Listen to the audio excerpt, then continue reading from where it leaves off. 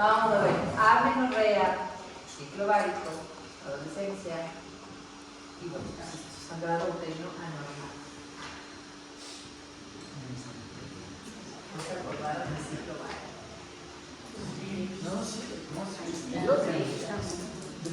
Muy bien. Entonces, habíamos entonces conversado lo que es habíamos visto la semana anterior de lo del ciclo normal, habíamos visto un poco de cuál es básicamente la periodicidad que esperamos. Se supone que hay una patología que se llama sangrado uterino normal, que es como para englobar un montón de cosas que pueden generar menstruaciones no normales. El sangrado abundante en una paciente no embarazada con cantidad suficiente que requiere intervención inmediata para prevenir mayor pérdida de sangre, o un sangrado crónico cuando el sangrado uterino es más de 6 meses de duración, volumen, frecuencia o regularidad. ¿Qué quiere decir un sangrado uterino normal? Un sangrado que no va dentro del patrón. Puede ser en cantidad mucho, o puede ser muy poco, pero por más días de lo que esperamos, o puede ser un sangrado que se repite 2 veces al mes, o puede ser un sangrado que no viene. Dentro de este como concepto que ustedes ven aquí de sangrado uterino normal, también está metida la amenorrea. Cuando una mujer no menstrua, se encasilla dentro de un sangrado uterino anormal, o sea, ausente, pero no existe. En eso que dice de los 6 meses, o sea, quiere decir que en una regla, por ejemplo, menstruó más de 8 días. Pero es anormal si se repite eso en 6 reglas. Eso es lo que cuando es crónico. Cuando esa alteración ha durado más de 6 meses, ya se le pone como una alteración crónica. La duración se considera normal cuando es menor de 8 días y prolongado cuando sobrepasa este límite, que es lo que habíamos conversado en lo anterior. El volumen normal es de entre 5 y 80 mililitros al día, abundante si es mayor de 80 y escaso si es menor de 5. Obviamente tomar en cuenta qué es lo que la paciente se esté poniendo o tomando con respecto a la distribución del flujo. Frecuente, ahí tenemos que ver cómo es la frecuencia del ciclo. Ausente, amenorrea. Como les decía, esto también se engloba dentro de los sangrados normales. Si no viene, está ausente, es un problema. Frecuente, que los ciclos se den, se repitan cada menos de 24 días, es un ciclo muy frecuente. Antes teníamos estos términos que se usaban de oligomenorrea, polimenorrea, había otros, ahora ya creo que no se trata mucho con esas palabras porque es como una nomenclatura medio vieja, así que solamente vamos a decir como si el ciclo es frecuente cuando tiene cada menos de 24 días, normal si es que va entre 24 y 38 días, hay algunos textos que te dicen de 25 a 35 días también, más o menos vamos entre ese rango, pero nunca puede haber un ciclo menor a 24 ni mayor a 40 días. Para considerarlo normal, ¿no? Infrecuente que obviamente venga más de 38 días. La duración prolongado si es que el ciclo dura más de 8 días y normal entre 4 a 8 días, que es como que el promedio en el que dura una regla. La regularidad, para saber si una paciente es regular o no, tiene que ver esto. Regular, variación, el más corto con el más largo, menos de 9 días. ¿Qué quiere decir? Las pacientes pueden calcular, ¿no es cierto?, ver sus ciclos. Y entre el ciclo que más les haya durado con el ciclo que menos les haya durado, hacen una resta. Y si es que la diferencia entre un ciclo y el otro es de menos de 9 días, es que la paciente es regular. Repito, por ejemplo, mi ciclo anterior fue, ¿qué estamos hoy? 22. Supongamos que el mes anterior la regla fue el 17 o el 16. Hay personas que dirían, no, mira, el mes anterior me vino el 16 y ahora me vino el 22, soy irregular. No, porque son solo 6 días de diferencia. Si es que son menos de 9 días la diferencia entre un ciclo y el otro, yo no soy irregular, me considero regular. Hay que acabar un poco con ese tema de regularidad, porque la gente piensa que ser regular es que menstrues el 22 de cada mes exactamente a las 5 de la tarde, eso no pasa. Hay muy pocas personas, conozco personas que sí son así, que menstruan el 22 de cada mes por poco a las 4:30 de la tarde y ya. Pero en general las mujeres no son así como un reloj suizo tampoco. Entonces, la idea es que, ¿cómo sé que una paciente es regular o cómo le digo que tiene ciclos regulares? Es esto, que entre el ciclo más corto y el más largo que haya tenido, la diferencia no sea más de 9 días, ¿ya? Ahí se consideran pacientes regulares. Si es que en cambio la duración o la diferencia entre un ciclo y el otro es de más de 10 días, la paciente resulta ser irregular. Hay mucha gente que dice, no, doctora, yo soy regular, porque a veces menstruo el 26, otras veces el 28. Es súper regular, porque la diferencia apenas es de 2 días. Entonces siempre hay que diferenciar entre el ciclo más corto y más largo. Si es de menos de 9 días es regular, si es de más de 10 días es una paciente irregular. Y el volumen, bueno, eso ya vimos, abundante más de 80 y escaso menor de 5 a medio. Aquí hay un acrónimo para acordarnos de qué es el sangrado uterino normal y qué puede generar un sangrado uterino normal. Se llama el Palm-Cohen. Esta es una mnemotecnia que se usa aún en la parte de ginecología para esto de los sangrados anormales, y siempre le ponen en un gráfico como la palma y una moneda encima, como para que no nos olvidemos la palma y la moneda. Entonces, supuestamente este Palm-Cohen engloba todas las cosas que podrían generar un sangrado anormal en una paciente. Dentro del PAL están las causas estructurales, todo lo que son tumores y cosas que podrían generar sangrados anormales. La P es la P de pólipo. ¿Qué es un pólipo? Es más o menos como yo siempre le comparo mucho a como estos lunares de carne que pueden salir, y algo así pasa dentro del endometrio. Salen como lunares, son unas bolitas súper suaves, realmente son tumores que tienen un bajo potencial de malignidad, pero generan sangrados anormales. La adenomiosis, que vamos a ver más adelante de qué se trata, la adenomiosis es otra patología que puede generar sangrados anormales, los miomas y obviamente la malignidad. La malignidad, hablamos del cáncer. El cáncer endometrial puede generar sangrados anormales. Y en el COEN están todas las causas que no son estructurales, coagulopatías, pacientes que tengan problemas, o Willebrand, cualquier problema de trastorno hematológico, disfunciones ovulatorias. Ahí está metido, por ejemplo, el síndrome de ovario poliquístico, que es una causa de amenorrea o de irregularidad menstrual. La E de endometrio no es estructural, porque dentro del endometrio el endometrio puede estar muy corto, muy largo o muy grande, de acuerdo a lo que la paciente consuma, que veíamos básicamente la parte de los anticonceptivos. La iatrogenia, que yo le dé a la paciente alguna medicación y gracias a eso empiece a sangrar y yo le genere alteraciones en los sangrados menstruales. Y la no clasificada, como ustedes sabrán, siempre es algo que ya le busqué todas las explicaciones posibles y no encuentro por qué la paciente tiene sangrados abdominales. ¿Qué es un pólipo? Básicamente un pólipo, como les decía, se parece mucho a un lunar de carne, pero que sale dentro de la cavidad uterina. Está compuesto por glándulas de estroma y vasos sanguíneos. La fotografía que ustedes ven ahí es de la cavidad uterina. Hay un procedimiento que se llama histeroscopía, casi como las cirugías laparoscópicas. Lo mismo se hace en el útero, se mete una cámara, pero por el cervix, y esa es la vista dentro del útero. Obviamente debería estar vacío, pero aquí tiene de hecho este es un mioma y este es un pólipo. Este es un pólipo, este es otro pólipo y este es un mioma porque se le ve que es más sólido. Los pólipos son como les digo, como lunares de carne. El mioma, en cambio, es un tumor sólido, duro. ¿Cómo diagnostico esto? Generalmente, ¿cómo se diagnostican estas cosas? Es haciendo una cosa que se llama histerosonografía.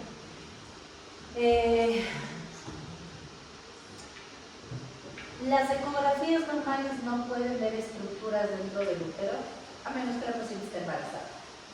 La ecografía se basa en buscar ondas sobre líquido.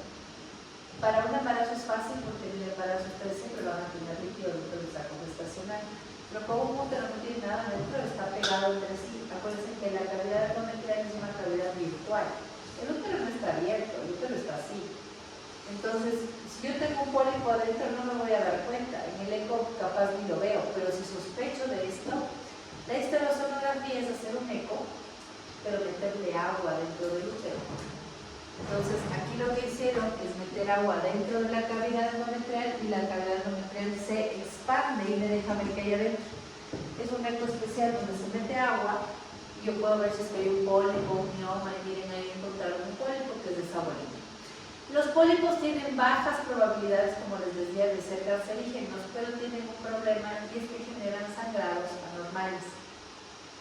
Es muy raro que un pólipo genere hemorragia como tal, o sea, que la paciente diga me cambio 10 toallas al día 8, es muy raro que un pólipo genere eso, pero sí es muy común que el pólipo haga esto, que la paciente menstrue 4 días, sangrado fuerte, y después te diga, sí doctora, pero sigo goteando unos 10 días más.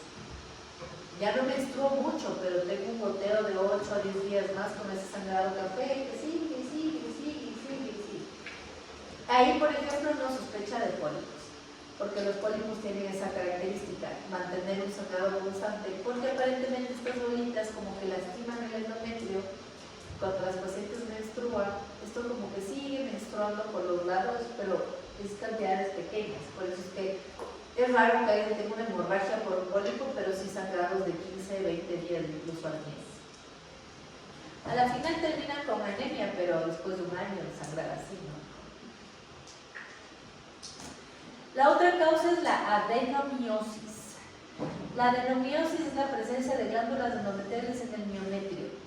Es como una endometriosis. ¿Saben lo que es endometriosis? ¿Alguna vez han escuchado qué es endometriosis? Ahora es un boom de la endometriosis por el dolor pélvico. Pero, ¿inflamación del endometrio? ¿Cómo? ¿Inflamación del endometrio? No, la inflamación del endometrio sería endometritis.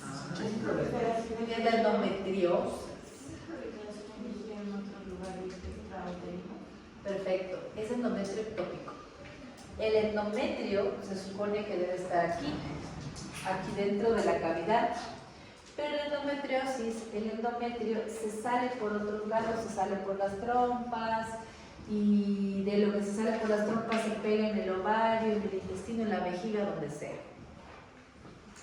El lío de la endometriosis es que ese tejido que sale por las trompas, que es el endometrio, que se supone que debió haber salido por la vagina y ser eliminado, en algunas pacientes que tienen genéticamente predisposición, ese tejido se pega donde cae. Si cayó en el ovario, se pega en el ovario. Si cayó en la vejiga, se pega en la vejiga. No es que se desintegre, el tejido se va pegando por donde cae y tiene la capacidad de crecer igual que el endometrio de adentro. O sea, ustedes botan este tejido y menstruan.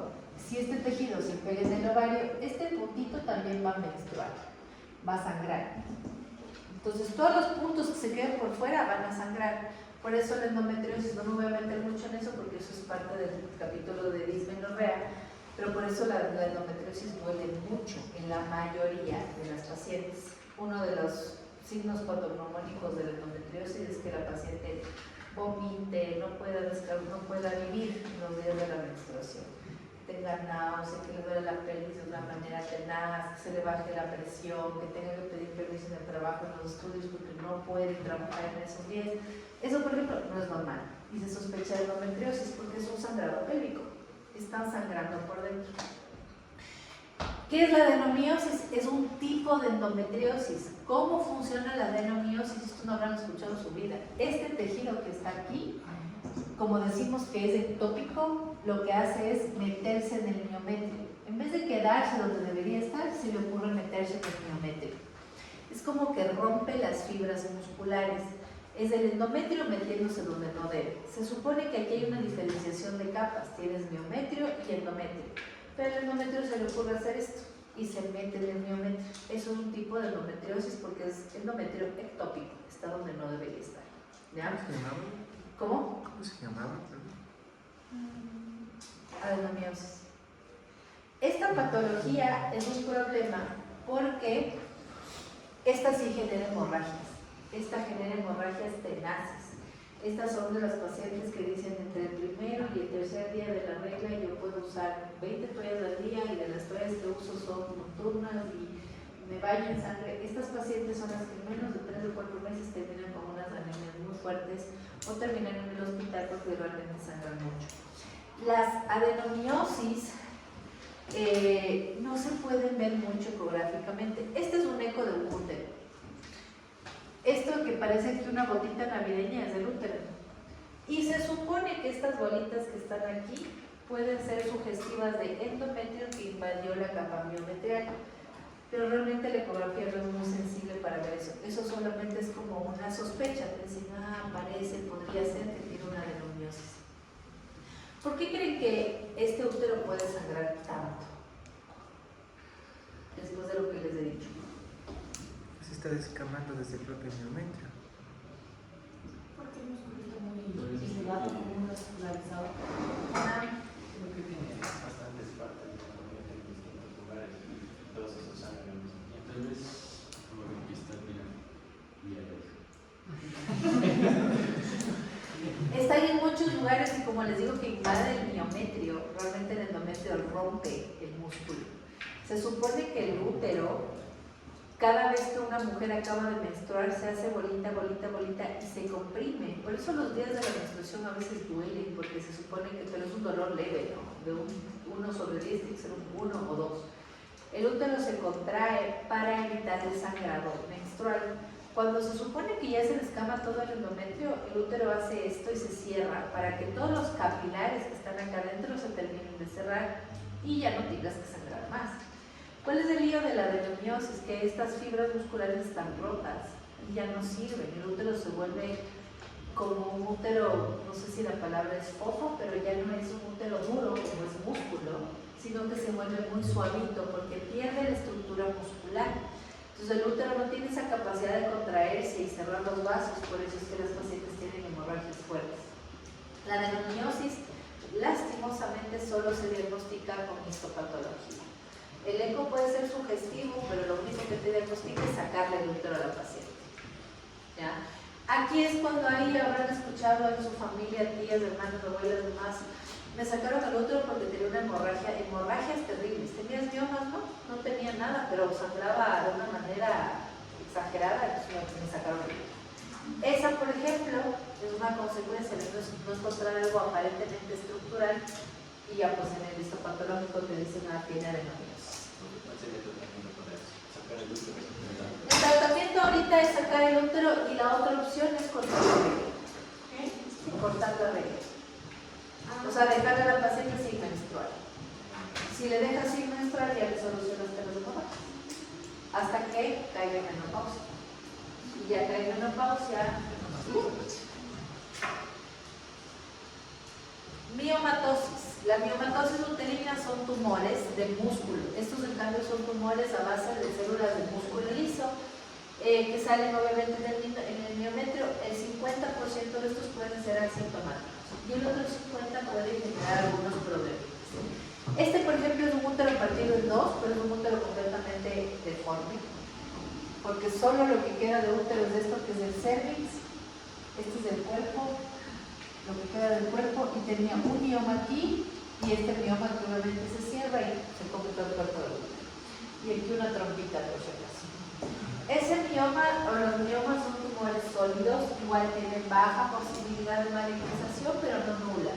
Tienen 1% de probabilidad de ser cáncer, y generalmente no se los topa a menos que me den síntomas. Los miomas tienen una característica. Los miomas en el útero pueden localizarse en muchos lugares y la sintomatología que dé cada uno va a depender de dónde esté el mioma. Por eso es que no todos los miomas se operan. Hay gente que vive operándose los miomas, pero los miomas no se operan todos porque no necesitan hacerlo. ¿Cuál es el problema de los miomas? Es que hasta ahora no tenemos nosotros una causa específica de por qué alguien puede tener un mioma. ¿Cuál es un factor de riesgo para tener miomas? Hay una lista inmensa, te dicen, incluso hay artículos que dicen consumir carne puede generar miomas. Imagínense ustedes, tienen una lista brutal de eso.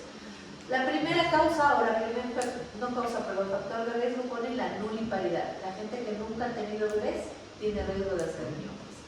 La otra es, y una de las más fuertes, es que genéticamente tengas esa predisposición. Si tu mamá, tus hermanas tuvieron miomas, la probabilidad de que tú tengas miomas es alta.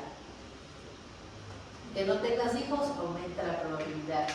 Antes ponían a los anticonceptivos como generadores de miomas, ahora ya no.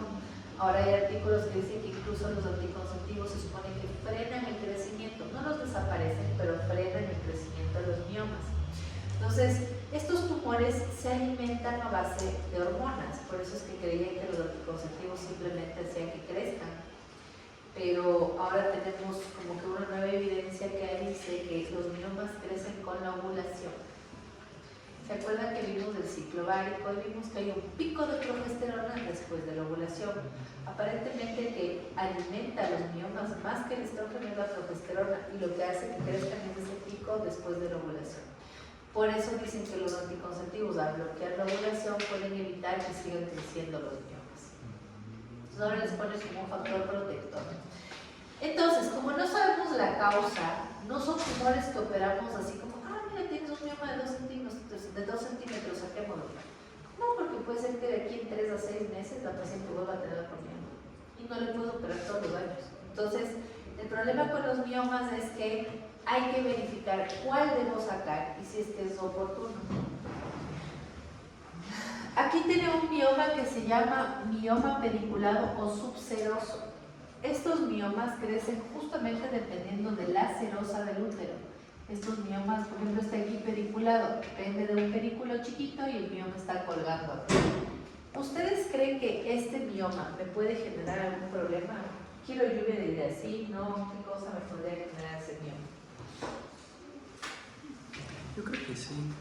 ¿Qué Porque creen? se puede desprender, como solo está colgando por el pedículo, como nos indicó que el útero se tenía que contraer. En esa contracción después de la regla no hay la probabilidad que se dañe. No porque está en la serosa. La serosa no se molesta. Ay, No puede haber una implantación correcta. ¿Cómo? No puede haber una correcta implantación, pero bueno. ¿Por qué? Sí, sí, Está ahí afuera. Y genera dolor. Puede generar dolor porque Justo por donde se encuentra. ¿qué puede hacer ese mioma ahí? Así, digamos que está como está en la foto, el grande que está ahí colgado. ¿Qué creen ustedes que clínicamente me pueda generar eso? ¿Me generará hemorragias? No, porque lo está metido en el biométrico. presión, o sea, va a presionar la vejiga, los intestinos. Perfecto. Este mioma que está acá afuera nunca me va a generar hemorragias ni cólicos menstruales. Nunca. Si a ustedes les dicen que un mioma pediculado les va a generar hemorragia y cólico menstrual, eso es mentira, porque este mioma no está metido en la pared ni acá adentro para generar hemorragias o dolor. Pero, ¿qué sí puede pasar con este mioma? Si tiene la potencial de crecer mucho, me puede aplastar órganos vecinos y hacer un efecto de masa. ¿Cuándo puedo sacar eso o tengo que sacar? Cuando está muy grande me aplasta la vejiga, me aplasta el recto, aplasta otros. Y la paciente, por ejemplo, les dice: no puedo hacer la deposición, haces un eco y tiene un mioma de 20 centímetros, 30 centímetros. Los miomas pueden crecer hasta 30 centímetros, es una cosa enorme.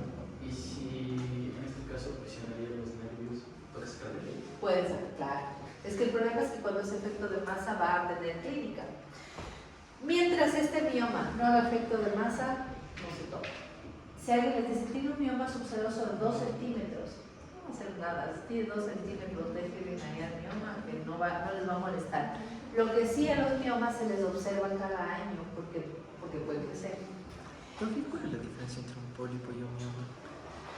Los pólipos son de glándulas, como les decía, su estructura es glandular. Estos tienen células de músculo liso, son duros. ¿Y el pólipo siempre va a salir solo en el endometrio? Sí, porque solo es glandular. El pólipo solo puede salir endometrial porque es glandular. Este, en cambio, puede salir endometrial o puede salir acá. ¿Por qué? Porque a veces se generan en el endometrio, pero como que se abortan y se quedan en el endometrio, pero son miomas. ¿Qué otro mioma tenemos? Por ejemplo, este que es intramural, el que está justo dentro del muro, dentro de lo que es el músculo del miometrio. Ahí sí, ¿qué puede generar este mioma? Este sí genera dolor, da cólicos bastante fuertes porque, como les estoy diciendo que el útero lo que trata de hacer es contraerse después de cada regla, imagínense que el útero esté haciendo su trabajo, ¿no es cierto? Está tratando de contraerse y de pronto ustedes tienen una bola de ping-pong ahí, no puede contraerse, esto duele. porque las fibras están tratando de correr si tengo aquí un tumor. La otra cosa que también puede generar los intramurales es sangrados fuertes. Los sangrados también pueden ser como abundantes, que la paciente diga, no, sí, mancho 10 toallas al día, 8 toallas, también puede pasar. ¿Qué pasa con este de aquí? Lo mismo. Este de aquí es un mioma submucosongal. Ese mioma está dentro de la cavidad del endometrio. Este, por supuesto, causa cólicos, causa sangrado, porque está justo en el centro, está metido ahí. Sobre todo, lo que más da es cólicos, pero también sangrados importantes. Hay miomas que están, por ejemplo, no tan metidos en la pared, sino que están por aquí. Esos, por ejemplo, serían unos miomas que depende, ese también es subseroso, pero no es pediculado. Los subserosos casi no van a molestar, mientras no se metan en la pared. Si un subseroso crece y se mete en la pared y más aún abarca la parte de acá adentro, va a generar problemas, de lo contrario no. De ahí hay otras localizaciones que no son muy habituales, como por ejemplo esta, que tener un mioma cervical. El mioma cervical da dispareunia, da mucho dolor a las relaciones sexuales, pero no de hemorragias, por ejemplo. Entonces, cada vez que una paciente, amigo, familiar les diga, tengo un mioma, me tengo que sacar, ustedes tienen que decir, depende de dónde esté y depende de qué síntomas que esté dando. La mayoría, si no es más del 50% de los miomas, se encuentran de manera, como diríamos en el eco, o sea, no estabas buscando eso, pero encuentras eso de manera accidental. Es como que uno le da el eco por control y de pronto te topas con un mioma. Por eso dice aquí que el 50% son asintomáticos, porque en muchas consultas uno descubre el mioma, pero la paciente no tiene molestias, no tiene hemorragia, no tiene dolor, no tiene nada, y le dices, mira, había un mioma ahí. Porque depende de dónde estén para que generen problemas. Ajá. Digamos que el cambio puede ser causa de amenorrea. ¿De qué? Amenorrea. Si está muy grande, sí. Puede bloquear. Sí, claro. Sí. Si es que ahí se crece demasiado, puede generar una estenosis cervical y generar un hematometra, que se quede todo adentro y no salga la menstruación, ¿sí? Que se retenga. Este de aquí es una clasificación que se llama clasificación FIGO. Esta clasificación FIGO básicamente ayuda a saber qué hacer con los miomas. Ustedes se imaginan, por ejemplo, en el cuadro de acá, ¿cómo se trata un mioma? Hay medicación, hay pastillas que se usan para reducir el tamaño de los miomas, pero nada los desaparece. No hay medicación mágica que desaparezca un mioma. Hasta ahora sí hay una que otra cosa por ahí que disminuye un poco el tamaño, pero no los desaparece. ¿Qué es lo único que desaparece un mioma? Cirugía, ¿ya? La medicación que existe ahora para disminuir el tamaño de los miomas, hay bastante gente que se va por el lado comercial. Ayuda a reducir, pero es una medicación hiper cara.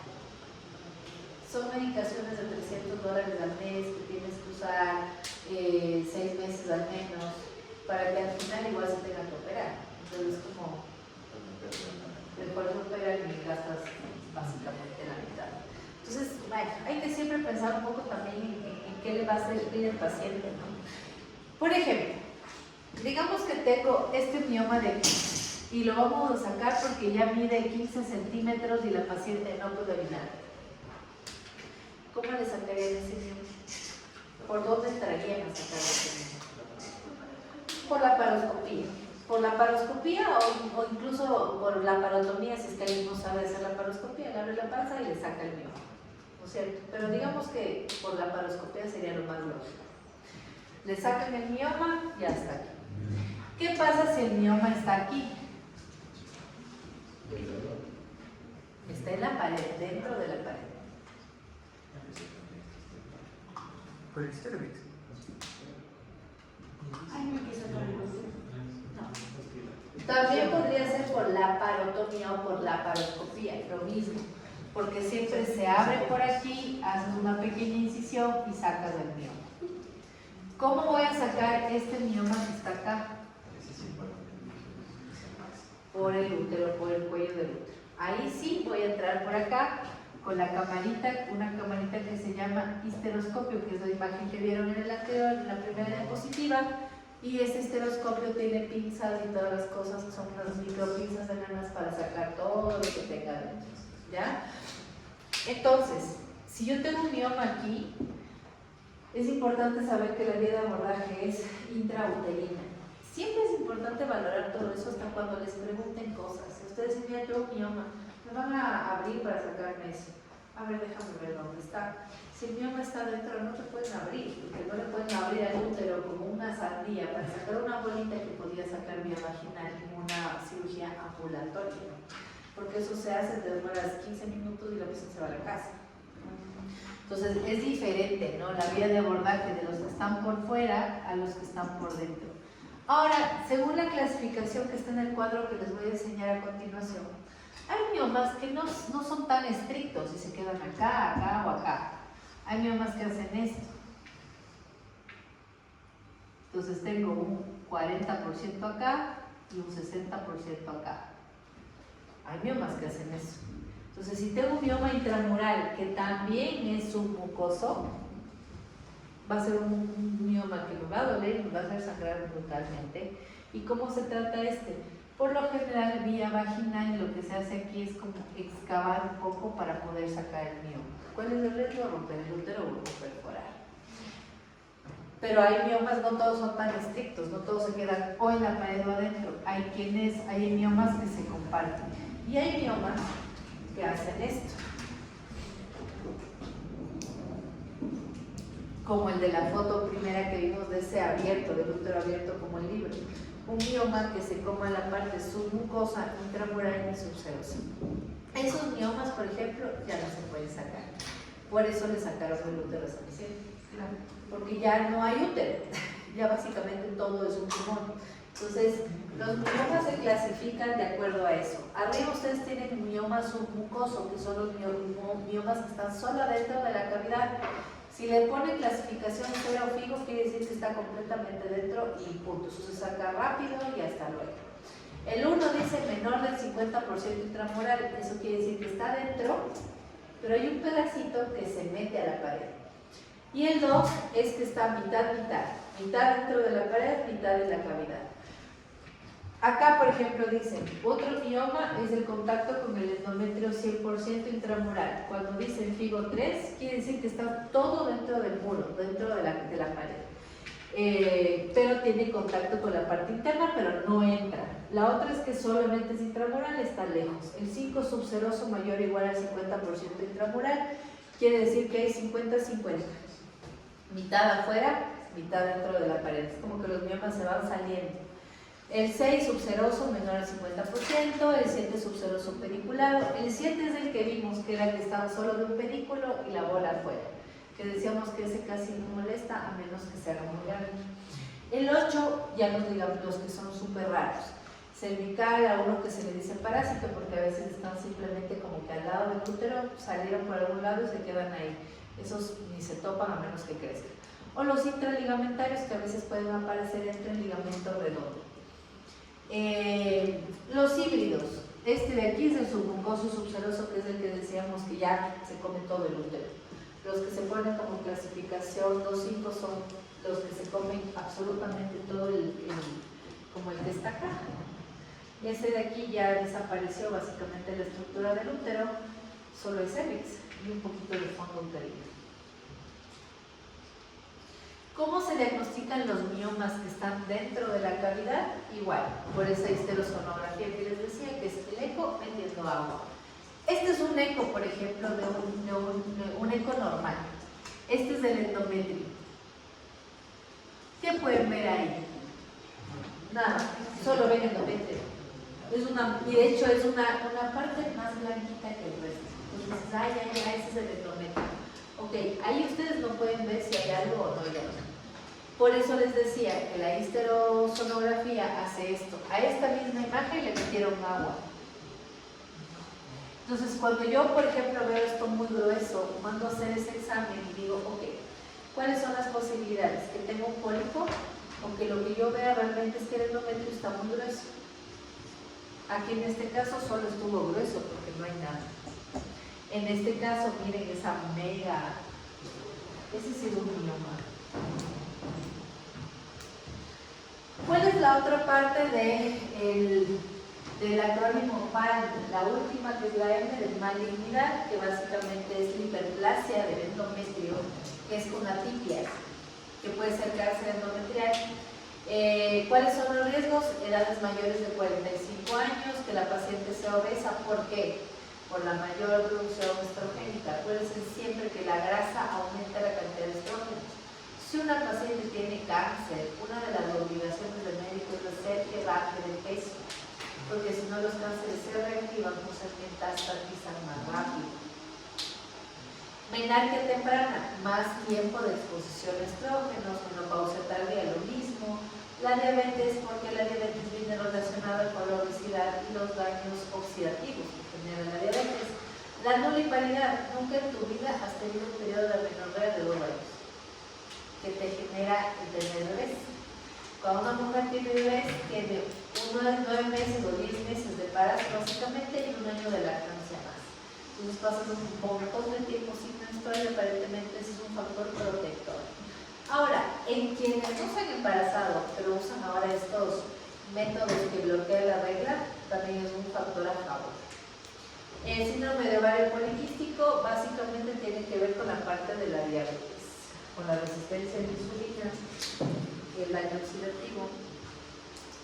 Problemas de coagulación. Aquí vamos a la parte ya no estructural, sino a esa parte del COE, que es de las otras siglas, en donde tenemos de que en la parte de coagulación tenemos problemas de hemofilias que pueden tener las pacientes, enfermedades hepáticas crónicas, deficiencia de vitamina K, púrpura trombocitopénica idiopática o enfermedad de von Willebrand, aunque no lo crean, no está tan rara ya.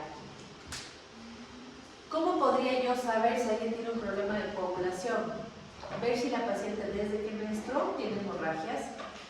Uno de los siguientes, que la paciente haya tenido hemorragia posparto, hemorragias posteriores a cualquier tipo de cirugía, o que la paciente diga cada vez que me sacan un diente yo sangro, pero así como de manera muy exagerada, me descompenso.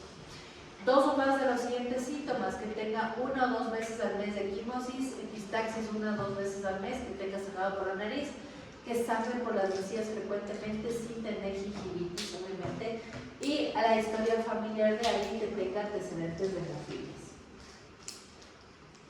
Los trastornos ovulatorios fisiológicos, la adolescencia, la perimenopausia, la lactancia y el embarazo, que generan amenorreas o ciclos irregulares.